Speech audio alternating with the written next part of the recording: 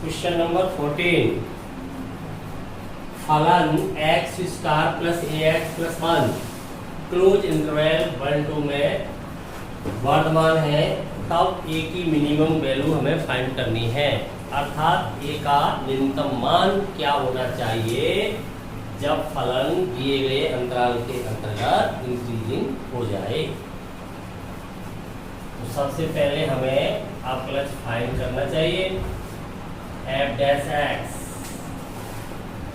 2x plus a, ये आ गया अपलज। Interval दिया है 1 to 2। इस इंटरवल के अंतर्गत अपलज का मान धनात्मक अथवा शून्य होगा तो फलन कैसा होगा? वर्तमान। आपको पता है कोई फलन वर्तमान तभी होता है जब उस फलन का अपलज धनात्मक अथवा शून्य होता है।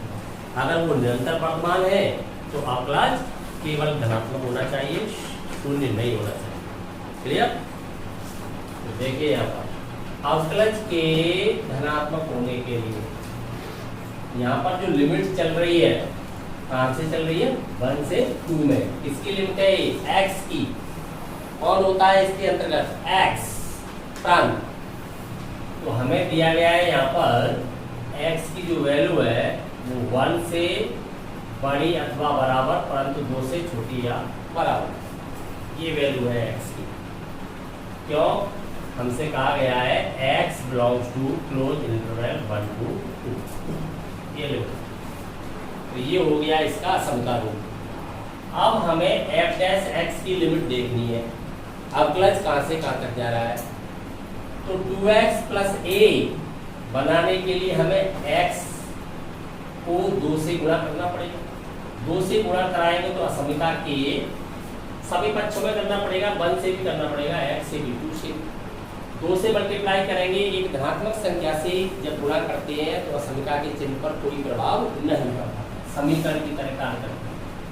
तो ये क्या हो जाएगा? 2, ये हो जाएगा आपका 2x और ये हो जाएगा 4। अब हमें क्या करना चाहिए? a जोड़ना चाहिए। ये जोड़ेंगे तब ये हो जाएगा 2 प्लस a और ये होगा 2x प्लस a और ये हो जाएगा 4 plus a। Clear? 2x plus a किसकी वैल्यू है? f डैश x की।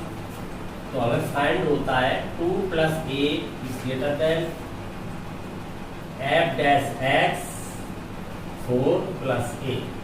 हम यहाँ देख पा रहे हैं जो फलन का अवकलज है वो 2 प्लस a से बड़ा अथवा बराबर परंतु 4 प्लस a से छोटा अथवा बराबर है। अब ध्यान से समझेंगे फलन इस इंटरवल में कैसा है? वर्तमान।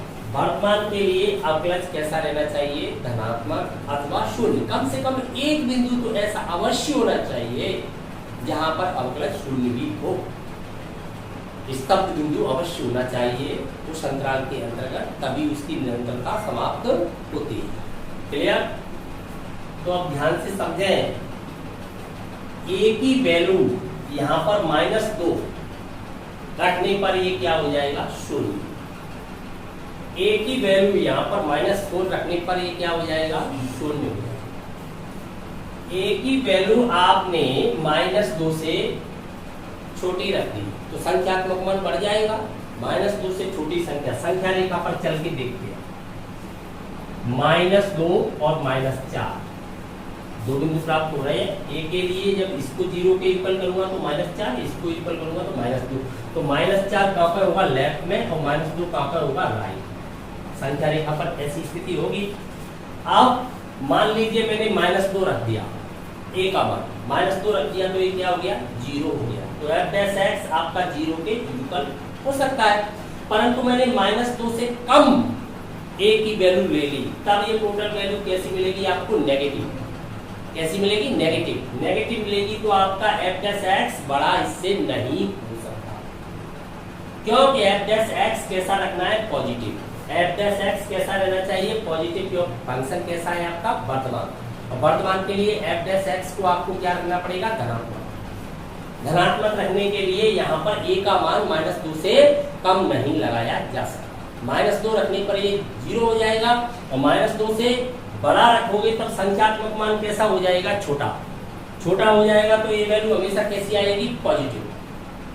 समझ पा रहे हो? तो इससे बड़ा होता रहेगा कौन, एफ डैश एक्स। यहां से समझे, आपने यहाँ ए का मान -2 रख लिया है, एक्स का मान आप 1 से 2 के बीच में अथवा 1 और 2 लगा सकते हो। छोटे से छोटा मान 1 यूज करने पर 1 लगाओगे तब यहाँ पर क्या हो जाएगा, 2। x की जगह आप 1 लगा सकते हो, x बिलोंग्स टू 1 to 2, तो 1 लगाने पर ये वैल्यू क्या हो जाती है, 2। 2 वैल्यू ये हो चुकी है, तो a का मान अगर -2 है तो ये टोटल वैल्यू क्या हो जाएगी, 0।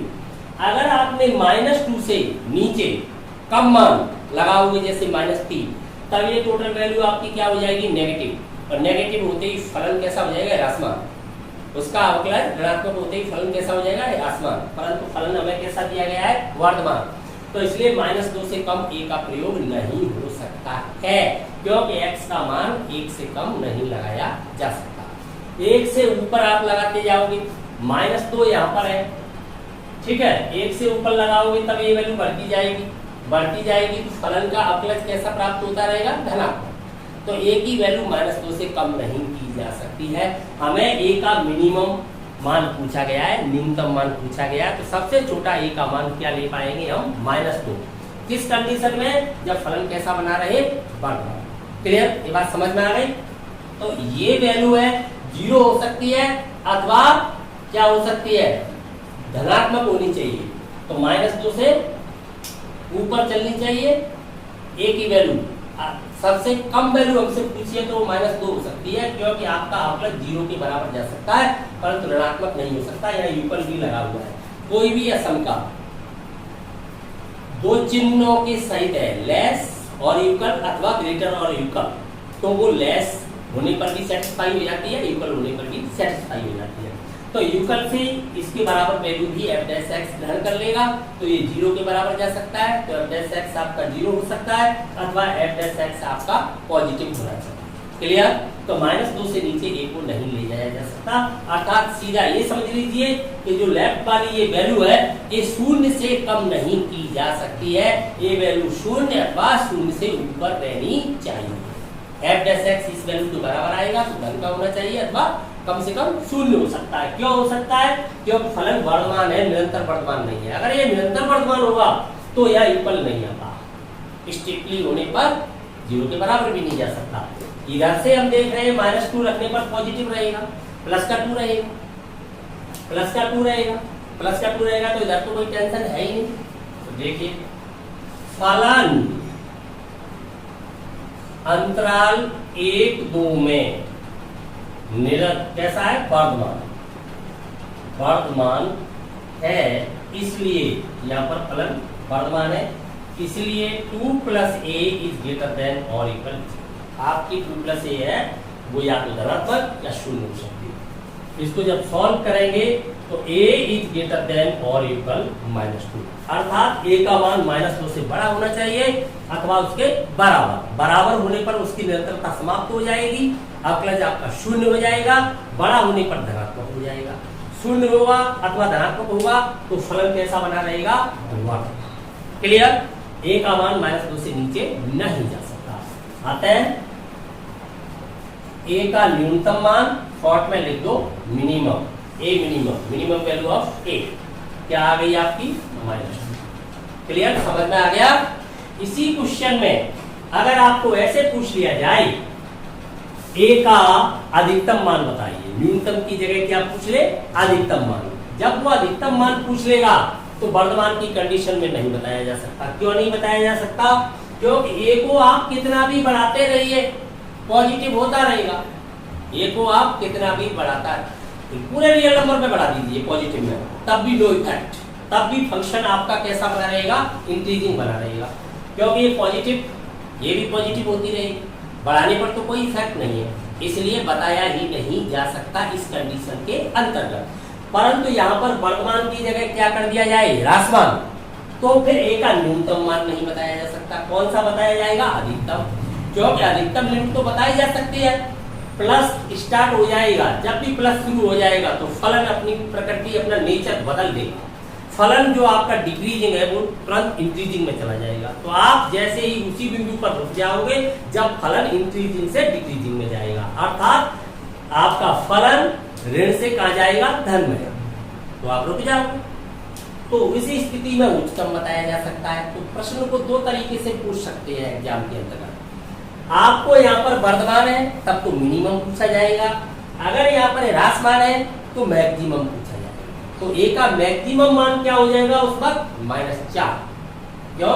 फिर ये कंडीशन आप क्या करोगे, ऋणात्मक की कंडीशन यहाँ पर दोगे। तो ए की मैक्सिमम वैल्यू कब पूछेगा, जब यहाँ पर ह्रासमान होगा। मिनिमम वैल्यू कब पूछेगा, जब यहाँ पर वर्तमान होगा। यदि ये स्ट्रिक्टली कह दे, निरंतर कह दे या वर्तमान के साथ, तब ये इंटरवल क्या हो जाएगा, ओपन हो जाएगा, क्लोज नहीं देगा। क्यों कि एक पर ही तो फलन शून्य दे पाएगा। यहाँ पर एक को यूज नहीं करूंगा, जब मैं एक को यूज करूंगा f' के अंदर तभी तो ये 2 होगा, और एक की वैल्यू -2 लगाऊंगा तो 2 और -2 क्या हो जाएगा, 0। जब यहाँ पर ओपन इंटरवल आ जाएगा तो मैं एक का यूज नहीं कर पाऊंगा, एक से बड़ी वैल्यू लूंगा तो ये कैसा रहेगा, अधिक रहेगा, पॉजिटिव रहेगा, कैसा हो जाएगा, स्ट्रिक्टली हो जाएगा। ठीक है, तो क्वेश्चन जैसे भी दिया है वैसे ही निर्णय लेना चाहिए। क्लियर? कोई शक? ध्यान देंगे यहाँ पर, यदि क्वेश्चन एग्जाम में इस तरह से पूछा जाता है, फलन यही है, फलन को तो पूर्ववत रखा गया है, इंटरवल को भी पूर्ववत रखा गया है, वर्तमान के स्थान पर ह्रासमान है, तब मिनिमम वैल्यू तो पूछी ही नहीं जा सकती। मिनिमम वैल्यू तो हम बता ही नहीं सकते, मैक्सिमम वैल्यू बता सकते हैं, क्योंकि मिनिमम वैल्यू तो चलती ही रहेगी रियल नंबर के अंदर।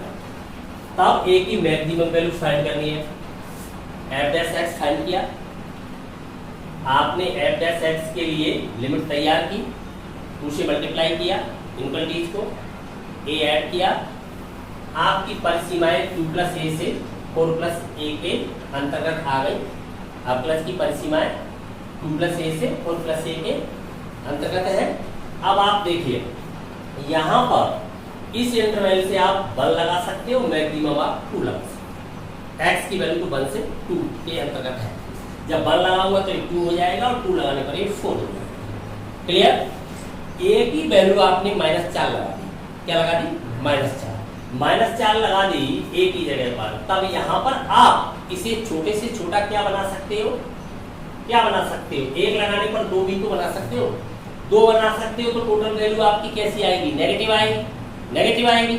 लेकिन आप बड़े से बड़ा क्या बना सकते हो, इसे 4, क्योंकि क्लोज इंटरवल है ना, तो श्रेय के मान सबमिट है, तो x की वैल्यू आप 2 लगा सकते हो। तो 2 लगाने पर ये पद है, जो प्रथम पद है इसका f' का, वो क्या बन जाएगा, 4 बन जाएगा। और आपको इस टोटल को क्या रखना है, नेगेटिव अथवा 0 भी रख सकते हो ना, निरंतर नहीं है, वर्तमान है, वर्तमान के अंदर 0 भी रहता है, ह्रासमान के अंदर भी 0 रहता है, निरंतर के अंतर्गत नहीं है। क्लियर? तो यहाँ ह्रासमान है तो आपको f' नेगेटिव रखना है अथवा 0 रखना है। तो आप a की वैल्यू -4 लगा लिया आपने, तो यहाँ -4, तो यहाँ पर ये पद है वो 4 से अधिक आप बना नहीं सकते, क्योंकि 2 लगा सकते हो तो 4 बन जाएगा। अगर ये वैल्यू आपने -4 से नीचे ले गए, इसे संख्यात्मक मान और बढ़ा दिया, -5 हो गई, -6 हो गई, तो टोटल कैसा रहेगा, नेगेटिव रहता रहेगा, नेगेटिव। इसको कैसा रखना है आपको, नेगेटिव। लेकिन -4 से ऊपर यूज कर दिया तब क्या होगा, ऊपर जाओगे तो संख्यात्मक मान कम होगा, संख्यात्मक मान आपका कम होने लगेगा। तो संख्यात्मक मान कम होने पर देखिए क्या होगा, -4 से इसे नीचे आप नहीं ला सकते, क्योंकि इसे आप प्लस की वैल्यू नहीं बना सकते। टोटल वैल्यू किसकी बनानी है आपको, नेगेटिव। तो -4 से या नीचे उतारते ही क्या हो जाएगा, ये वैल्यू पॉजिटिव हो जाएगी, जबकि फलन को क्या रखना है, ऋणात्मक। क्लियर? तब इसका अधिकतम मान आप क्या यूज कर सकते हो, -4, बड़े से बड़ा मान -4। -4 से ऊपर ले जाओगे तो ये वैल्यू कम पड़ जाएगी, ये पॉजिटिव है तो ये अधिक हो जाएगी, अधिक हो जाएगी तो कैसी वैल्यू फाइंड होने लगेगी, पॉजिटिव, क्योंकि यहाँ अधिकतम आप क्या ले सकते हो, 4, और 4 लेने के लिए या क्या चाहिए, -4, तब तो 0 हो जाएगा। या माइनस का मान हमें क्या चाहिए, अधिक, माइनस में संख्या कैसी चाहिए, बड़ी चाहिए, इसका मतलब -4 से छोटा मान चाहिए। -4 से कम कर लिया तुमने, -3 कर लिया, तो किसका बचेगा, प्लस का बचते ही फलन ह्रासमान में होके कैसा हो जाएगा, वर्धमान। समझ गए? तो इसका मान क्या रहना चाहिए, -4 से छोटा तो यूज कर सकते हो परंतु बड़ा यूज नहीं कर सकते। अधिकतम वैल्यू -4, समझ में आ गया पूरी तरह से। तब ए की मैक्सिमम वैल्यू क्या हो जाएगी, -4। कंफर्म हो गएगा। -4 से छोटे का क्या तात्पर्य है, -5। -5 लगा के देखो यहाँ पर, आप इसको 4 से ज्यादा बढ़ा ही नहीं सकते, या -5 लगा दोगे तो नेगेटिव हो जाएगा, बना रहेगा। लेकिन अगर उससे ऊपर जाओगे -4 से, जैसे -3 लगा के देखोगे, आपने यहाँ -3 लगा दिया, यहाँ पर हो गया 4 प्लस का हो गया, फलन रासमान है, वो कैसा गया, वर्तमान। तो ये ध्यान रखना चाहिए। क्वेश्चन को 2 प्रकार से एग्जाम में पूछा जा सकता है। यहाँ पर आपका प्रश्न ह्रासमान है, तब आपको मैक्सिमम वैल्यू बतानी है, तो वो क्या हो सकती है, -4। एक यहाँ पर भ्रम उत्पन्न होता है, एक भ्रम उत्पन्न होता है स्टूडेंट के लिए, क्या कि जब ए की मिनिमम वैल्यू आपसे पूछी गई है तब तो आया है -2, और जब मैक्सिमम वैल्यू पूछी गई है तब आया है -4। तो वास्तव में -4 तो -2 से छोटा, लेकिन भ्रम नहीं होना चाहिए, क्यों, फलन की कंडीशन बदली गई है। और वो पहली कंडीशन वर्तमान की थी, ये कंडीशन आपकी ह्रासमान की है। तो ह्रासमान के अंतर्गत हमारा उद्देश्य ऋणात्मक रखना है प्लस को, जब वर्तमान के अंतर्गत हमारा उद्देश्य धनात्मक रखना है, समझ गए ना। तो इसलिए भ्रमित नहीं होना चाहिए। कन्फर्म।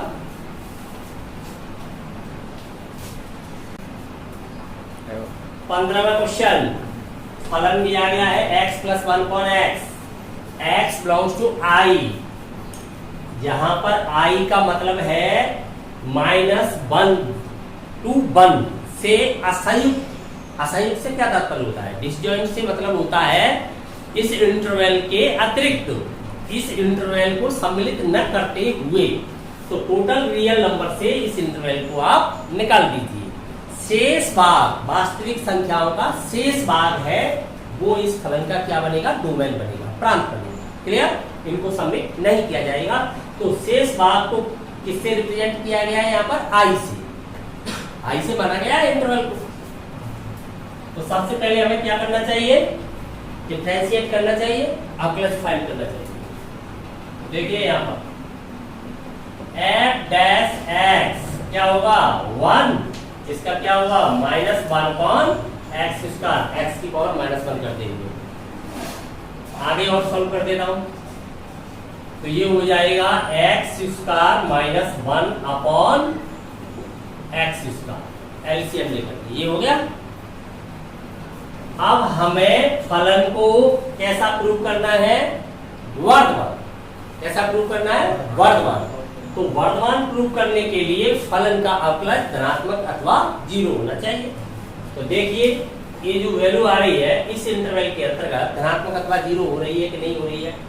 तो हम यहाँ पर देख पा रहे हैं कि x का मान हम -1 नहीं लगा सकते, 1 भी नहीं लगा सकते, -1 से नीचे लगा पाएंगे, 1 से ऊपर। क्यों, इससे असंयुक्त है अंतराल, -1 से तो ऊपर चल रहा है और -1 से नीचे चल रहा है। प्रांत के अंतर्गत जो x का मान है वो 1 से तो बड़ा है, -1 से छोटा है। न तो हम -1 को यूज कर पा रहे हैं, ना हम 1 को यूज कर पा रहे हैं, ना उनके मध्य वाला कोई भी मान लगा पाएंगे। क्यों, दिया गया अंतराल i इस क्लोज इंटरवल -1 से डिसजॉइंट है, तो इसके अतिरिक्त बचा हुआ r। क्लियर। तो जैसे ही हम यहाँ पर 1 लगाते हैं या -1 लगाते हैं तब ये वैल्यू 0 हो जाएगी। क्यों, यहाँ पर 1 बन जाएगा, 0 हो जाएगी। तो 0 भी नहीं ला सकते हम इसका मान। तो इसका मान क्या चल रहा है, हमेशा पॉजिटिव चल रहा है। कैसा प्राप्त हो रहा है, पॉजिटिव। क्योंकि -1 से नीचे आप लगाओगे तो स्क्वायर है, प्लस लगाओ या माइनस, इससे तो इफेक्ट आएगा नहीं, संख्यात्मक मान से इफेक्ट आएगा। तो संख्यात्मक मान है जो आपकी मैग्नीट्यूड वैल्यू है वो बढ़ रही है, बढ़ने पर इस पद का मान बढ़ जाएगा तो ये कैसा रहेगा, पॉजिटिव। नीचे भी कैसा है, पॉजिटिव। 0 तो कभी हो ही नहीं सकता है क्योंकि 0 यहाँ से हटा दिया गया, -1 से 1 के बीच का अंतराल हटा दिया गया है। तो ये हमेशा कैसा प्राप्त हो रहा है, धनात्मक। तो फलन वर्तमान में होके कैसा है, इसके अंतर्गत निरंतर वर्तमान है, यहाँ पर वर्तमान नहीं है, कैसा है, निरंतर वर्तमान प्रूव हो जाएगा। तो ये जो वैल्यू है वो ग्रेटर देन 0 फाइंड हो रही है कब, जब for all x belongs to i। Confirm. इससे हम कह सकते हैं कि जो आपका फलन है वो कैसा हो गया है, i के अंतर्गत, i में निरंतर वर्तमान। जब किसी फलन के अवकलज का मान धनात्मक हो जाता है किसी अंतराल के अंतर्गत, उस अंतराल के अंतर्गत उस फलन को निरंतर वर्तमान कहते हैं। तो ये फलन कैसा प्रूव हो गया? निरंतर वर्तमान। क्लियर? समझ में आ गया? 15वां क्वेश्चन, यदि इसके अंतर्गत इंटरवल आई -1 कैसा इंटरवल दे दिया है? ओपन इंटरवल से असंयुक्त। असंयुक्त का मतलब इसको छोड़ करके, अर्थात प्रांत के बिंदु इसके अंतर्गत नहीं है। डिस्जॉइंट का मतलब यही होता है इसके अतिरिक्त, इसको छोड़ करके। इसको छोड़ दिया रियल नंबर से, तो आई मान लिया आपसे। तब आप देख पा रहे हो आर के अंतर्गत -1 भी है, 1 भी है। क्यों? कि ओपन इंटरवल के अंदर सिरे के मान सबमिट नहीं होते हैं, तो -1 भी नहीं हटाया गया है, 1 भी नहीं हटाया गया, उनके बीच वाले बिंदु हटाए गए हैं। तो -1 भी आपके इंटरवल में सबमिट है, 1 भी सबमिट है। तो आप ऐसे चलोगे, -1 को सबमिट करते हुए नीचे की ओर, 1 को सबमिट करते हुए ऊपर की ओर। तब यहाँ पर मैं -1 लगाऊंगा या 1 लगाऊंगा, तो यहाँ पर क्या हो जाएगा? 1 से 1 सबट्रैक्ट होगा तो क्या हो जाएगा? 0। नीचे तो 1 ही रहेगा, तो टोटल वैल्यू क्या हो जाएगी? 0। तो आपका जो अवकलज है वो 0 के बराबर भी हो जाएगा, परंतु ऋणात्मक कभी नहीं होगा, क्योंकि आप ये -1 और 1 के बीच वाला भाग यूज में नहीं ला रहे। इसके अंतर्गत ही दो संख्यात्मक मान 1 से कम होगा, अर्थात उचित भिन्न का मान कहाँ होता है? 0 और 1 के बीच आता है। तो इसके अंतर्गत का कोई भी मान नहीं लगाओगे तब तक ये वैल्यू क्या बनी रहेगी? 1 से बड़ी बनी रहेगी, तो मान पॉजिटिव आता रहेगा, पॉजिटिव, परंतु शून्य भी आ जाएगा तो स्थिरता आ जाएगी, तो इसकी निरंतरता समाप्त हो जाएगी। तो आपका जो फलन है वो केवल कैसा रह जाएगा? वर्तमान रह जाएगा। परंतु यदि यहाँ पर क्लोज इंटरवल लेके आप इसे हटा देते हो, असंयुक्त कर देते हो, तब फलन कैसा हो जाएगा? निरंतर वर्तमान। क्लियर? तो यहाँ पर यही निष्कर्ष निकलता है कि जो फलन निरंतर वर्तमान है वो तो वर्तमान बना रहेगा, परंतु वर्तमान का निरंतर वर्तमान होना आवश्यक नहीं है। तो वर्तमान तो पहली वाली जो स्थिति थी उसमें फलन कैसा था? निरंतर वर्तमान। तो निरंतर वर्तमान भी वर्तमान मान लिया जाता है, परंतु वर्तमान को निरंतर वर्तमान नहीं कह सकते हैं। क्लियर? तो पहली वाली स्थिति में निरंतर वर्तमान था, इसमें वर्तमान रह जाएगा। समझ में आ गया पूरी तरह से?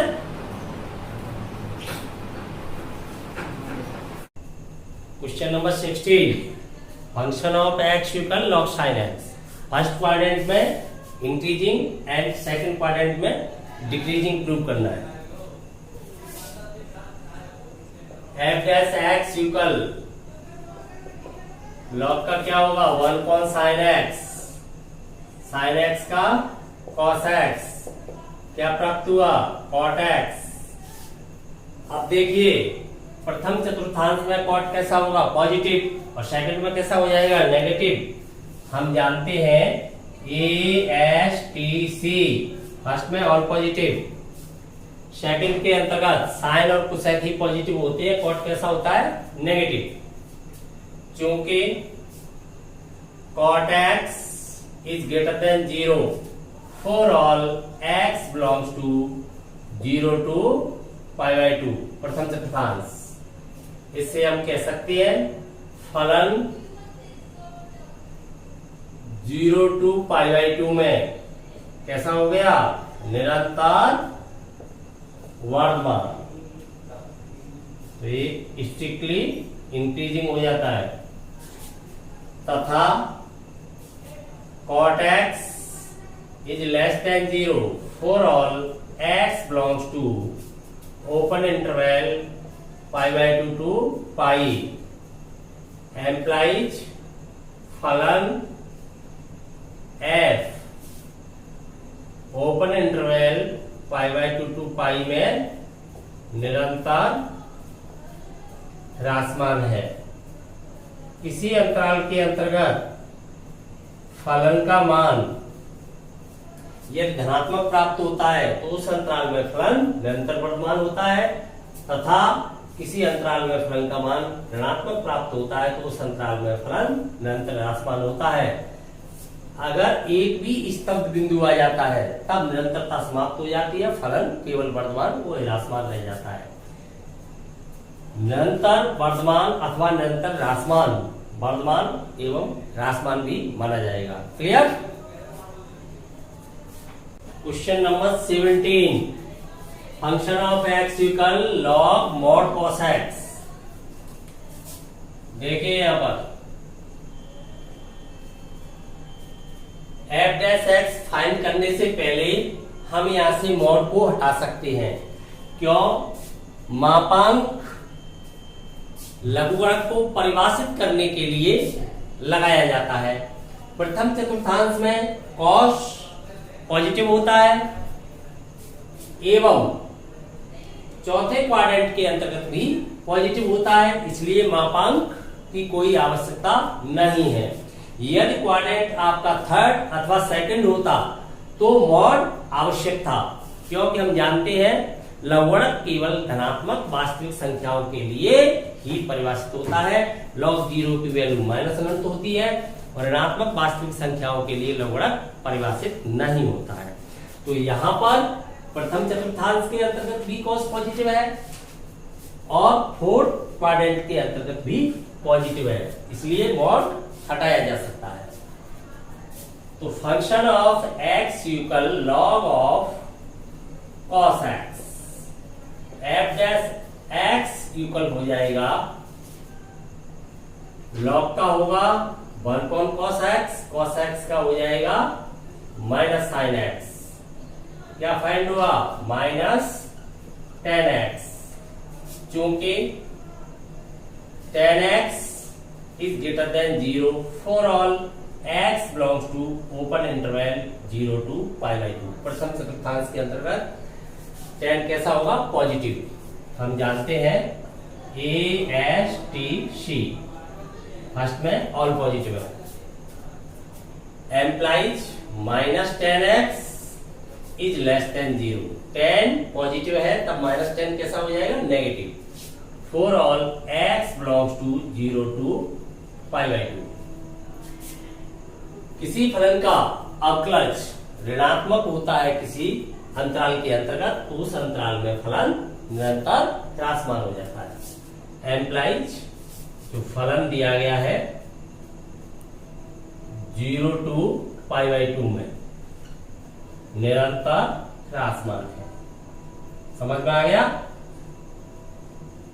फलन कैसा हो गया? Strictly decreasing.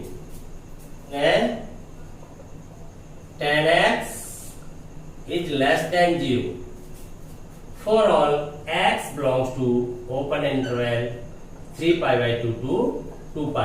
फोर्थ क्वाड्रेंट के अंतर्गत 10 कैसा है? नेगेटिव है।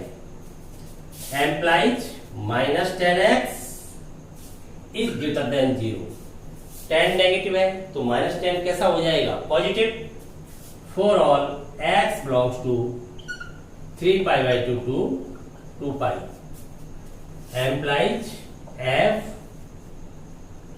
फोर्थ क्वाड्रेंट के अंतर्गत कैसा हो गया? निरंतर वर्धमान, निरंतर वर्धमान, स्ट्रिक्टली इंक्रीजिंग। क्लियर? कोई शक? Question number 18, function of x equal x³ minus 3x² plus 3x minus 100। Real number में इंक्रीजिंग प्रूव करना है। एफ डैश एक्स इक्वल क्या हो जाएगा? x³ का 3x² माइनस 6x प्लस 300 का क्या हो गया? 0। देखिए 3 क्या आ रहा है यहाँ पर? Common. x² minus 2x plus 1, 3x minus 1 का होल स्क्वायर। क्या है ये? x माइनस 1 का होल स्क्वायर। अब देखिए ये होल स्क्वायर हो गया तो हमेशा पॉजिटिव अथवा शून्य हो सकता है। जब रियल नंबर से यहाँ पर x के स्थान पर 1 लगाया जाएगा, x की वैल्यू 1 होगी, तब इसकी वैल्यू क्या हो जाएगी? शून्य हो जाएगी, अन्यथा पॉजिटिव रहेगा। तो ग्रेटर देन और equal 0 for all x belongs to real number. किसी फलन के अवकलज की वैल्यू धनात्मक अथवा शून्य, कम से कम एक बिंदु पर भी यदि वो शून्य प्राप्त होता है तो फलन उस अंतराल के अंतर्गत कैसा हो जाता है, वर्धमान हो जाता है, निरंतर वर्धमान नहीं हो पाता। निरंतर वर्धमान के लिए शून्य नहीं होना चाहिए। क्लियर? तो हम यहां से लिख सकते हैं फलन एफ आर में वर्धमान है।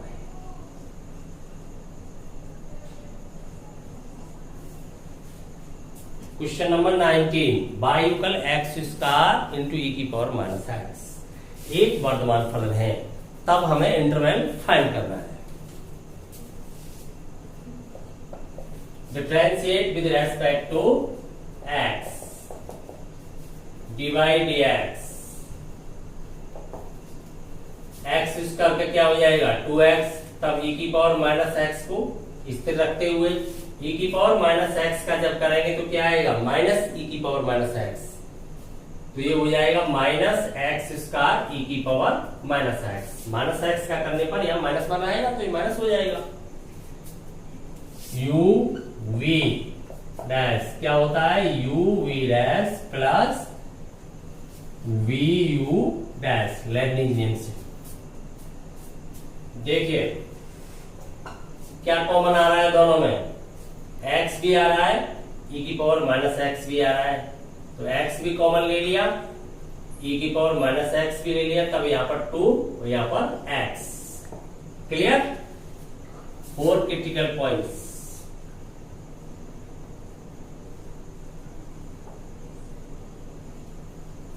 क्या होना चाहिए क्रिटिकल पॉइंट्स के लिए, divide x equal 0, x 2 minus x e की power minus x equal 0, implies x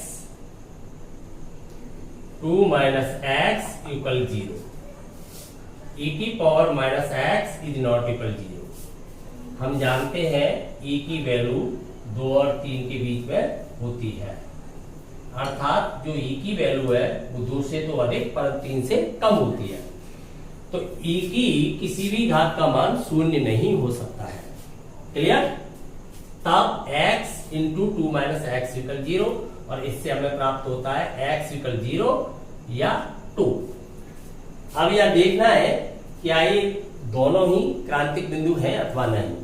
तो देखिए 0 से लेफ्ट से राइट जाऊंगा, 0 के लेफ्ट में मान लीजिए माइनस का 0.1, 0 के राइट में प्लस का 0.1, क्योंकि अतिलघु सामीप्य में हम ये देखते हैं किसी बिंदु के अतिलघु सामीप्य में दाएं से बाएं अथवा बाएं से दाएं जाने पर अवकलज का चिन्ह बदल रहा है, तो वह बिंदु क्रांतिक बिंदु है, अन्यथा वह केवल स्टेशनरी पॉइंट है अर्थात स्तब्ध बिंदु है, तो वो अंतराल नहीं बनाएगा। तो 0 के अतिलघु सामीप्य में हम देख पा रहे हैं कि चिन्ह परिवर्तित हो रहा है। जब मैं लेफ्ट में आऊंगा तो ये नेगेटिव हो जाएगा 0 के लेफ्ट में, और 0 के तुरंत बाद राइट में जाऊंगा अतिलघु सामीप्य में, तब ये पॉजिटिव हो जाएगा, और ये पॉजिटिव ही बना रहेगा। क्यों? कि 0 से 2 अधिक दूर है, तो ये x इक्वल 0 यहां पर एक क्रिटिकल पॉइंट है। ठीक इसी प्रकार से 2 भी क्रिटिकल पॉइंट है, क्योंकि 2 के लेफ्ट राइट में 2 माइनस एक्स का चिन्ह बदल रहा है। जैसे ही मैं इसके 2 के लेफ्ट में आऊंगा तो ये पॉजिटिव हो जाएगा, 2 के राइट में जाऊंगा तब ये नेगेटिव हो जाएगा, x की वैल्यू 2 से अधिक हो जाएगी। ये तो ऑलरेडी पॉजिटिव चलेगा ही, तो दोनों ही क्रांतिक बिंदु है, तो दोनों को संख्या रेखा पर रख करके सीधा आंसर हम देख सकते हैं। संख्या रेखा पर ये दोनों बिंदुओं को ले लिया जाए 0, 2, तो हम दाईं ओर से एकांतर क्रम में प्लस माइनस प्लस ये चिन्ह लगाते हैं। यदि दिए गए फलन के अंतर्गत बड़ी घात वाला चिन्ह नेगेटिव है, तब तो हम प्लस वाले भागों को ह्रासमान एवं माइनस वाले भाग को वर्धमान मानते हैं, और यदि पॉजिटिव है बड़ी घात वाला चिन्ह, तब हम प्लस वाले भागों को वर्धमान एवं माइनस वाले भागों को ह्रासमान मानते हैं। तो देखिए यहाँ पर बड़ी घात का चिन्ह नेगेटिव है, इसलिए माइनस वाला भाग वर्धमान को व्यक्त करेगा। तो फलन कैसा हो रहा है? निरंतर वर्धमान, क्योंकि कोई भी स्तब्ध बिंदु नहीं है, दोनों ही बिंदु क्रांतिक बिंदु है। तो हमें यहाँ से आंसर सीधा पता चल रहा है, ओपन इंटरवल 0 to 2 में है। कैसा हो गया फलन? निरंतर वर्धमान। माइनस वाला भाग क्या व्यक्त करेगा? वर्धमान को व्यक्त करेगा। क्लियर? अब देखते हैं थ्योरी बेस पे। निरंतर वर्तमान के लिए फलन कैसा है? निरंतर वर्तमान। निरंतर वर्तमान के लिए F dash x is greater than 0।